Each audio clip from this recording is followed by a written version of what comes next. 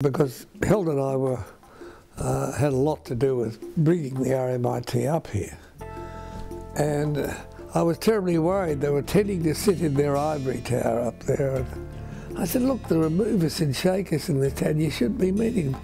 And there, you know, one's a plumber, one's got a cafe, a restaurant, and the other runs a McDonald's.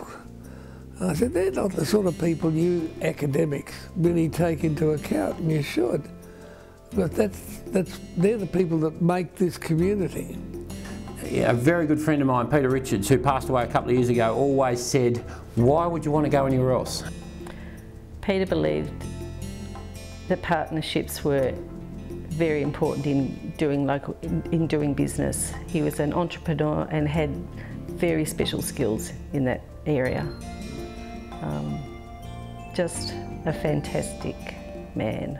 Look, I think I build good teams, I suppose. I construct teams and I can get the best out of people. The affection for each other, the relationships with people in the country, we hadn't seen it in suburban Melbourne. In Hamilton in particular, you are a person. You're not a number in a row of people. You're actually you're a personality. You're a person. People want to know who you are. They want to know about you.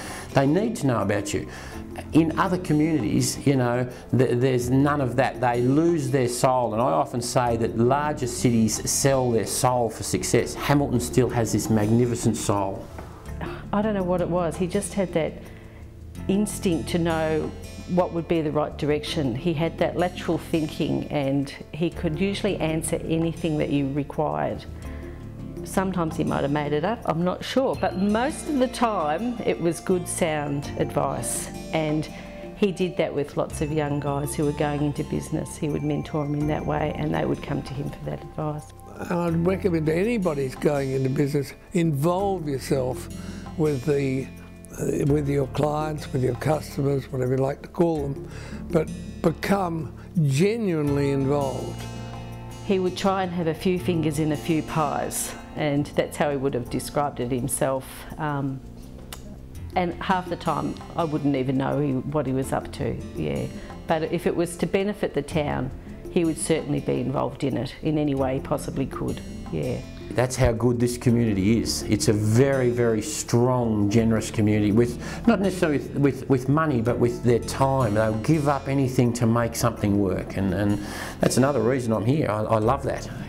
He would travel miles to help anybody. He was always asked to speak at schools, to mentor in the community, and he gave any young kid every chance to succeed. In this latter part of my life, I'm really exercising the very true statement, it's much better to give than receive. It's much more rewarding, it's much more satisfying. And I'm in this latter stage of my life, I'm having a ball. I don't like using the word helping, but using my excess funds for the good of the community. We could have moved into any other district and set up the same sort of business, but we have networks, we have you know, strong friendships, we have people we can call on, we have a great young community that's willing to work, that has great work ethic.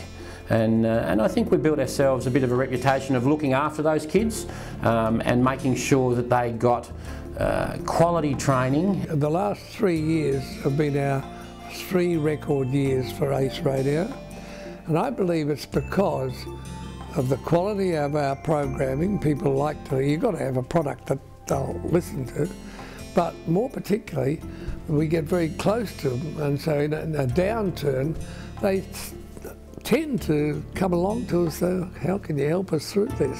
Why would you want to live anywhere else? We don't necessarily need to be huge. All we need to be is really good at what we do, offer that, and we talk about premium level and quality. If we offer that, I think people will come here. We don't have to become a 30,000 population. We don't have to stretch out every boundary. If we're good at what we do and we have our infrastructure right and we have planning right for the future, I think we get a big tick in all boxes.